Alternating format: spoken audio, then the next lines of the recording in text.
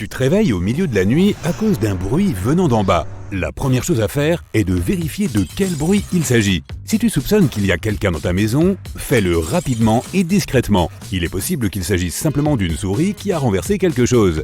Néanmoins, si tes soupçons sont confirmés et que tu vois quelqu'un dans ton salon, cherche immédiatement un moyen de sortir. Utilise l'échelle de secours si tu en as une, sinon une fenêtre peut faire l'affaire. Cela dit, il y a de fortes chances que tu sois obligé de rester sur place. Prends le téléphone et appelle les autorités. Donne-leur ton adresse et explique la situation aussi brièvement que possible. Et en un clin d'œil, ils enverront une patrouille chez toi. En arrivant dans ta rue, ils ne trouvent pas le numéro de ton domicile. Ils finissent par y parvenir, mais seulement après avoir suivi les numéros des autres maisons du quartier. Lorsque la police arrive, le cambrioleur s'est déjà enfui. C'est parce que le numéro de ta maison est à peine visible. Il est trop petit. Celui de ta boîte aux lettres est à peine visible lui aussi. Achète une nouvelle plaque bien brillante, assure-toi que le numéro est grand et visible. Cela aidera non seulement tes invités à trouver ta maison plus rapidement, mais tu éviteras aussi que les autorités ne ratent ta maison la prochaine fois. Pendant que tu y es, assure-toi que le numéro de la boîte aux lettres est lui aussi bien visible. Un autre bon moyen de protéger ta maison est d'ajouter une clôture si tu n'en as pas déjà une. Veille à ce qu'elle soit difficile à franchir. Utilise une clôture en maille de chêne ou même en métal. Fixe-la avec du béton pour que les cambrioleurs ne puissent pas la soulever. Si tu n'es pas gêné par l'aspect esthétique et agressif, tu peux même essayer une clôture en fil de fer barbelé. Ensuite, ajoute de l'éclairage dans ta cour, car si elle est sombre, elle sera une cible parfaite pour les visiteurs indésirables. Garde quelques lampes à l'extérieur que tu peux allumer et éteindre. Une cour bien éclairée te permettra de voir ce qui se passe dehors et tes voisins aussi. S'ils repèrent quelqu'un, ils t'appelleront ainsi que la police si nécessaire. Une caméra d'appoint est une option supplémentaire. Elle reste généralement éteinte pendant la journée et fonctionne avec un détecteur de mouvement. Elle est très claire et s'allume lorsqu'elle détecte un mouvement. Tu peux même en trouver une qui commence à enregistrer immédiatement. Ainsi, non seulement tu effraieras les cambrioleurs, mais tu auras également une preuve vidéo au cas où quelque chose se produirait. Une autre solution est la sonnette de porte vidéo. Lorsque quelqu'un sonne à la porte, tu peux le filmer sans être à la maison. Comme ton téléphone est relié à la sonnette, il te suffit de répondre à l'appel où que tu sois. Si c'est quelqu'un que tu ne connais pas et que tu sens quelque chose de louche, tu peux faire semblant d'être chez toi et lui faire savoir que tu n'es pas intéressé. Des arbustes denses dans ta cour offriront aux cambrioleurs un endroit parfait où se cacher et tu ne remarqueras peut-être même pas qu'il y a un intrus. Garde tes arbustes taillés de près. Non seulement tu seras en sécurité, mais tu donneras à ton jardin un aspect un peu plus joli et bien tenu. Lorsque tu es en vacances, évite d'afficher tes allées et venues sur les réseaux sociaux. Disons que quelqu'un a ta maison dans sa ligne de mire depuis un moment déjà. Ton absence annoncée sera pour lui l'occasion parfaite de frapper. Ne poste pas non plus les belles photos que tu as prises de ton voyage à l'étranger, mais pense un peu à ta sécurité. Oh, et ne montre pas non plus aux gens ce que tu fais au jour le jour. Garde ton agenda secret. Ce sera facile pour quelqu'un de suivre ton emploi du temps quotidien et de planifier un assaut lorsque tu es au supermarché par exemple. Cela peut paraître évident, mais verrouille toujours ta maison lorsque tu pars, même si tu penses vivre dans un quartier sûr. Et si tu viens d'emménager dans une nouvelle maison, change aussi tes serrures. Cela vaut également pour les appartements ou même si tu loues juste une chambre. On n'est jamais trop prudent. Donne toujours l'impression que quelqu'un est à l'intérieur de la maison, même lorsqu'elle est vide. La première façon de le faire est de laisser la télé allumée ou mieux encore, d'acheter un simulateur de télévision. De cette manière, tu peux le programmer pour qu'il s'allume et s'éteigne à ta guise. Je veux dire, ce serait bizarre s'il était constamment allumé. Cela te permettra également d'économiser quelques euros, car les simulateurs consomment moins que les vrais appareils. Achète également une horloge programmable et connecte une lampe. Règle la minuterie pour qu'elle se déclenche toute seule, disons à l'heure du dîner et à un certain moment de la nuit. Tu peux aussi en acheter une autre pour brancher une radio. Si les gens pensent que tu écoutes de la musique, ils n'essaieront sûrement pas de faire quoi que ce soit chez toi. N'oublie pas les objets de valeur qui se trouvent à l'extérieur comme ton barbecue, tes vélos et tes équipements. Range-les plutôt dans ton garage et verrouille-le bien. Des caméras de sécurité à l'extérieur de ta maison te permettront de garder un œil sur tout, même lorsque tu es au travail. Cette option est particulièrement utile si tu as très peur que quelqu'un entre par effraction. Pense à renforcer ta porte, même si elle est relativement neuve. Au lieu d'entrer par effraction, ils pourraient essayer de défoncer complètement la porte s'ils veulent entrer à tout prix. Achète une porte plus solide qui ne tombera pas facilement. Cela vaut également pour les fenêtres. Cela vaut la peine d'investir dans un type de verre qui ne cassera pas si une pierre le frappe. Ou bien utilise un film de sécurité. Il s'agit d'un plastique transparent résistant que tu poses sur tes fenêtres pour les renforcer. Même si elles se brisent, ce film maintiendra les éclats de verre en place. Cela ralentira considérablement les intrusions, et il se peut même qu'ils abandonnent complètement l'affaire. La quantité de courrier que tu reçois permet également aux gens de savoir si tu es chez toi ou non. S'il y a une énorme pile de lettres, il est clair que tu n'as pas vérifié ton courrier depuis au moins 2 jours. Donc même si ta maison n'était pas une cible, elle pourrait l'être maintenant. Fais connaissance avec tes voisins, invite-les à venir prendre une tasse de thé et parle-leur de tes préoccupations. Tu surveilleras leurs arrières et ils surveilleront les tiens. Et si quelqu'un de suspect arrive, ils te le feront savoir. Tu peux même leur demander une faveur ou deux pendant que tu es en vacances.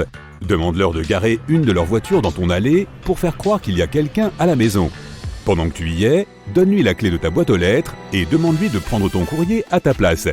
Tu leur rendras l'appareil quand ils partiront en vacances. Fais le tour de ta maison et mets-toi dans la peau d'un cambrioleur. Que ferais-tu pour entrer ? Il y a un arbre que tu peux escalader pour atteindre le 2e étage ? Ou peut-être que c'est juste trop facile de grimper sur le tas de ferraille que tu as là-bas. Cela vaut la peine de se débarrasser des deux, de garder les étages supérieurs difficiles à atteindre, et ainsi, personne ne sera tenté de casser les fenêtres du haut et d'essayer d'entrer comme ça. Si tu as une fente pour le courrier dans ta porte d'entrée, fais attention à ne pas faciliter ainsi l'accès de ta maison à un intrus. Car un cambrioleur peut introduire une perche dans la fente à lettres et chercher des clés, ou même tenter de déverrouiller la porte. Achète donc une cage de boîte aux lettres. De cette façon, s'ils essaient de le faire, ils n'iront pas bien loin. Les objets de valeur à l'intérieur de la maison sont un autre sujet important. Garde-les hors de vue autant que possible. La chose la plus sûre que tu puisses faire est de t'équiper d'un coffre-fort. Mais sinon, tu peux te procurer des objets de leurre au cas où les cambrioleurs entreraient dans ta maison. Garde quelques faux bracelets en or à côté de ta table de chevet. Ils penseront qu'ils ont réussi un gros coup alors qu'en fait, ils rentreront chez eux les mains vides. Si tu as toujours voulu avoir un animal de compagnie, c'est le moment d'acheter un chien. Assure-toi qu'il a un endroit confortable pour dormir dehors et pour te remercier, il va protéger ta maison. Dès qu'il entendra quelqu'un mettre le pied dans le jardin ou la cour, il te préviendra en aboyant. De plus, il réveillera tout le voisinage, ce qui attirera encore plus l'attention sur ce qui se passe. Dernier conseil, n'affiche jamais un calendrier, sinon tout cela n'aura servi à rien. Imaginons qu'un cambrioleur arrive par l'arrière et regarde tout simplement par la fenêtre. S'il repère un calendrier avec les dates exactes de tes absences, aucune de ces astuces ne fonctionnera car ils sauront exactement ton emploi du temps et ne se laisseront pas avoir. Et en dernier recours, tu peux te procurer un bouton de panique et le garder à côté de toi quand tu dors. Tu peux le programmer pour qu'il appelle les autorités en appuyant sur un bouton. Ainsi, tu les préviendras que ta maison est en train d'être cambriolée. Aux États-Unis, un cambriolage a lieu toutes les 18 secondes. Il faut à un cambrioleur expérimenté entre 90 secondes et 12 minutes pour voler tout ce qu'il veut chez toi et s'en aller avant de se faire prendre. Tu as probablement entendu dire que lorsqu'un cambrioleur décide de cibler une maison, il commence par l'étudier. Cela signifie qu'il observe ses propriétaires, déniche des informations sur leurs habitudes et détermine le meilleur moment pour entrer dans la maison. L'une des astuces utilisées par les voleurs pour recueillir des informations sur ta routine est si simple que tu n'y as probablement jamais pensé. Mais la prochaine fois que tu entends un petit craquement sous ta chaussure au moment où tu déverrouilles ta porte d'entrée, arrête-toi et regarde ce que c'est. Il y a de fortes chances que tu découvres un biscuit écrasé. Si c'est le cas, c'est un indice que quelque chose cloche terriblement. C'est un outil assez efficace que les cambrioleurs utilisent pour savoir si tu es parti en voyage ou à quelle heure exactement tu rentres chez toi chaque jour.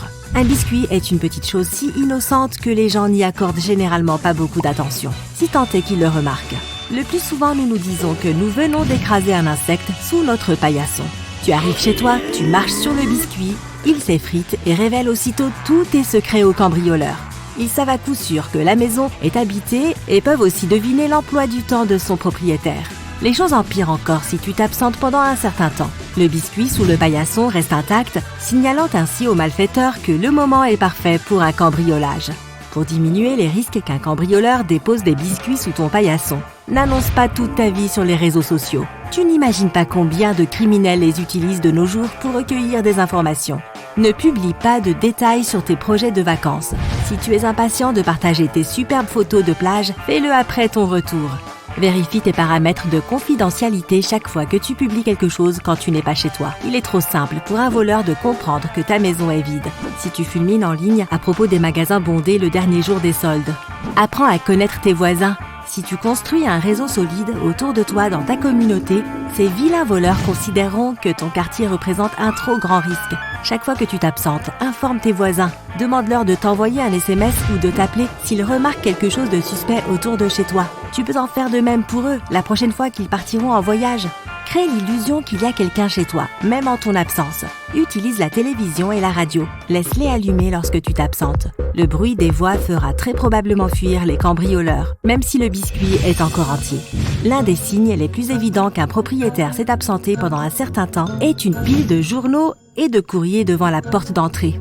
Demande à quelqu'un, un voisin, un parent ou un ami de passer régulièrement et de tout ramasser. S'il n'y a personne qui peut te rendre ce service, mets ton courrier en attente. Tu peux faire cela à ton bureau de poste local. Une autre chose qui peut trahir ton absence prolongée est une pelouse non entretenue. Avant de partir, engage quelqu'un qui tondra ton jardin régulièrement et arrachera toutes ces mauvaises herbes. Garde l'œil ouvert et sois prudent. Tu as probablement entendu dire que lorsqu'un cambrioleur décide d'une maison à cibler, il commence par la sonder. Cela signifie qu'il observe d'abord les allées et venues des propriétaires, découvre des informations sur leurs habitudes et détermine le meilleur moment pour entrer chez eux.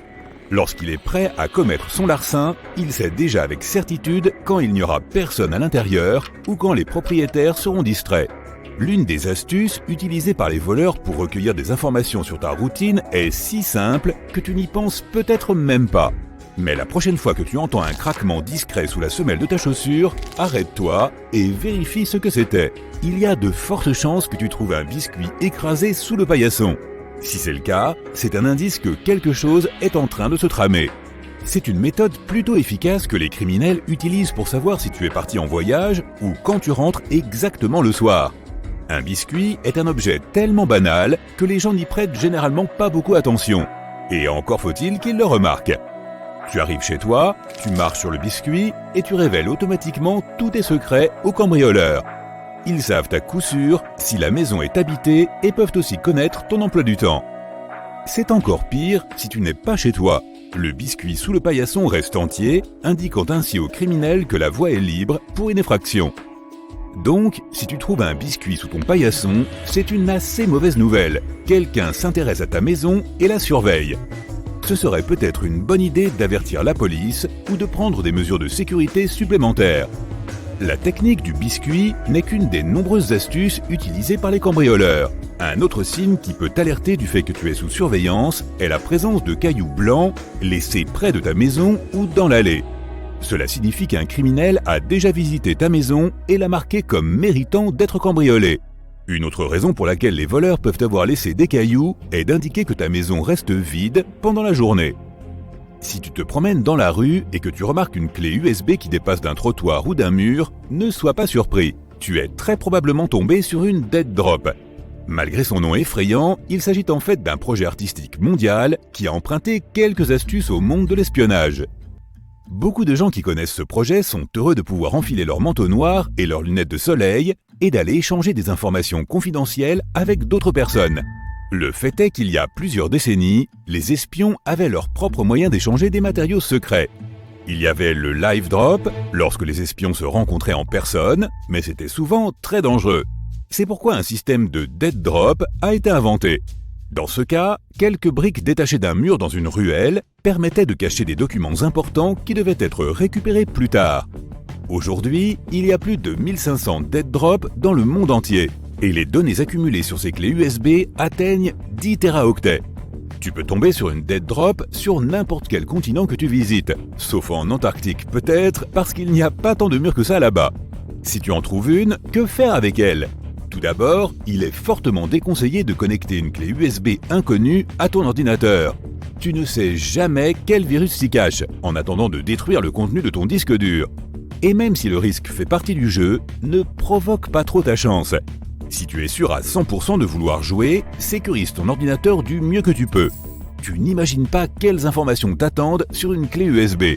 Tout le monde peut télécharger des vidéos, des photos ou des fichiers texte, et cela a déjà entraîné plusieurs problèmes. Sur le même thème, as-tu déjà reçu un colis avec une clé USB à l'intérieur? Quoi que tu décides d'en faire, ne la branche pas à ton ordinateur. De tels cas sont de plus en plus fréquents en Australie. La police prévient les gens que les pirates informatiques ont inventé une nouvelle tactique. Ils déposent des clés USB anonymes dans les boîtes aux lettres.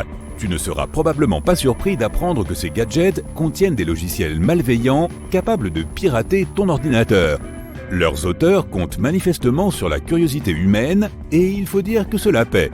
Les gens ne peuvent pas lutter contre le désir inexplicable de vérifier le contenu d'un cadeau mystérieux. Par conséquent, près de la moitié des clés USB reçues par la poste sont introduites dans des ordinateurs. Ensuite, les gens commencent à avoir de sérieux problèmes avec leurs portables et leurs ordis. Par exemple, des médias frauduleux commencent à diffuser des offres de services. Ou bien des virus informatiques endommagent les fichiers et les programmes de l'ordinateur. Bref, ne touche pas à cette clé USB tombée du ciel, d'accord? Tu quittes un centre commercial ou ton bureau ou l'aéroport et tu vas au parking pour récupérer ta voiture. Tu la déverrouilles et mets la clé sur le contact. Lorsque tu es sur le point de démarrer et de partir, tu vois quelque chose d'étrange sur ton pare-brise. Est-ce un billet de 100 € enroulé autour de ton essuie-glace? Oh, tu pourrais certainement trouver un moyen de dépenser ce cadeau inattendu. Mais penses-tu vraiment que quelqu'un ait pu accidentellement mettre de l'argent sur ton pare-brise et l'oublier? Méfie-toi, c'est évidemment une arnaque.